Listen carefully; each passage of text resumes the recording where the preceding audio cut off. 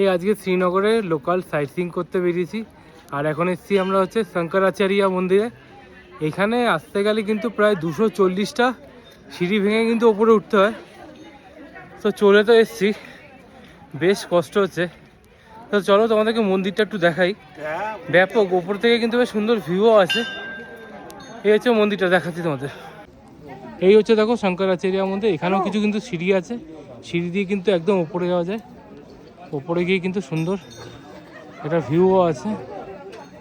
এই হচ্ছে পুরো মন্দির চত্বরটা দেখো একবার, বেশ সুন্দর কিন্তু। এই হচ্ছে দেখো শঙ্করাচার্য মন্দির, একদম আমরা টপে চলে এসেছি, একদম মন্দিরের সামনে।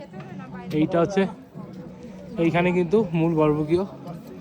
চারপাশে পুরো ফগ, ওপর থেকে কিন্তু খুব সুন্দর ভিউ আছে, বাট ফগের কারণে কিছুই দেখতে পাচ্ছি না আমরা।